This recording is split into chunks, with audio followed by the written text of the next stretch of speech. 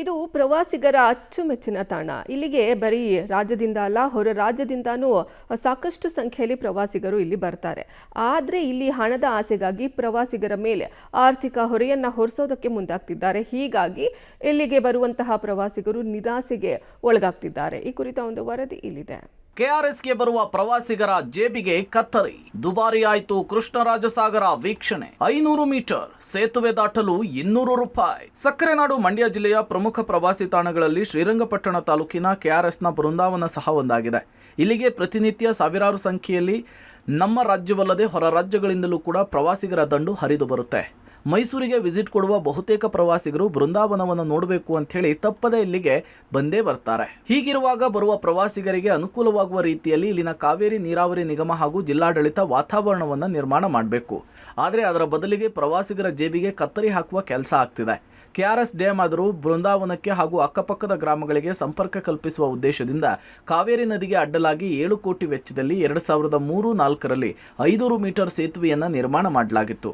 ಈ 7 ಕೋಟಿಯನ್ನು ಪಡೆಯುವ ಉದ್ದೇಶದಿಂದ 4 ಚಕ್ರದ ವಾಹನಗಳಿಗೆ 50 ರೂಪಾಯಿ ಹಾಗೂ 6 ಚಕ್ರದ ವಾಹನಗಳಿಗೆ 100 ರೂಪಾಯಿ ಟೋಲ್ ಮೂಲಕ ವಸೂಲಿ ಮಾಡಲಾಗ್ತಿತ್ತು.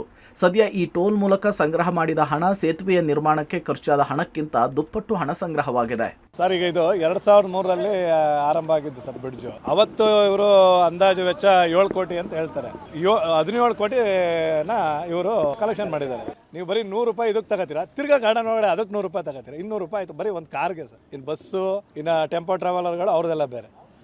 ಆ ರೀತಿ ಇವ್ರು ಏನು ಮಾಡ್ತಾವ್ರೆ, ಹಗಲು ದೊರಡೆ ಮಾಡಕ್ಕೆ ನಿಂತಾರೆ ಸರ್ ಕಾವೇರಿ ನೀರಾವರಿ ನಿಗಮದವರು. ಟೋಲ್ ಮೂಲಕ ಈಗಾಗಲೇ ದುಪ್ಪಟ್ಟು ಹಣ ಸಂಗ್ರಹವಾದ್ರೂ ಸಹ ಇದೀಗ ಕಳೆದ 1 ವಾರದಿಂದ ಇಲ್ಲಿನ ಟೋಲ್ ದರವನ್ನು 1 to ಡಬಲ್ ಹೆಚ್ಚಿಸಲಾಗಿದೆ. 50 ರೂಪಾಯಿ ಇದ್ದಂತಹ ಟೋಲ್ ದರ 100 ರೂಪಾಯಿ ಆಗಿದೆ. 50 ರೂಪಾಯಿ ಇದ್ದ ಪಾರ್ಕಿಂಗ್ 100 ರೂಪಾಯಿ, ಎರಡು ಸೇರಿ 200 ರೂಪಾಯಿ ಟೋಲ್ನಲ್ಲಿಯೇ ವಸೂಲಿ ಮಾಡಲಾಗುತ್ತೆ.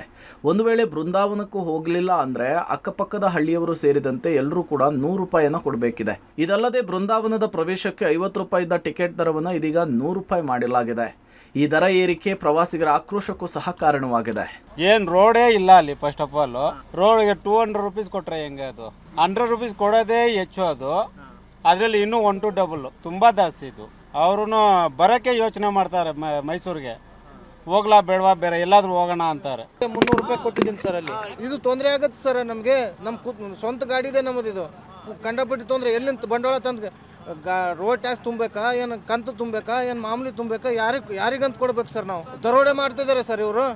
ಯಾರು ಹೇಳೋರು ಕೇಳೋರು ಯಾರಿಲ್ಲ. ಇವರಿಗೆ ಕೇಳಿದ್ರೆ ಅಮೌಂಟ್ ಕೊಡಿ ದಾದಾಗಿರಿ ಮಾಡ್ತಿದ್ದಾರೆ ಸರ್ ಇವರು. ಅವಾಜ್ ಆಗ್ತಾರೆ ಕೊಟ್ಟೋಗಿ ಅಂತ ಕೇಸಿ. ಯಾರು ಹೇಳ್ಬೇಕು ಇವರಿಗೆ? ಒಟ್ಟಾರೆ ಗ್ಯಾರಂಟಿ ಯೋಜನೆಗಳನ್ನು ಕೊಟ್ಟು ರಾಜ್ಯದ ಜನರ ಮನಸ್ಸನ್ನ ಗೆದ್ದಿದ್ದೇವೆ ಅಂಥೇಳಿ ಈ ರೀತಿ ದರವನ್ನು ಏರಿಕೆ ಮಾಡ್ತಾ ಇರೋದು ಜನರ ವಿರೋಧಕ್ಕೆ ಕಾರಣವಾಗಿದೆ. Rohit, public TV, Mandya.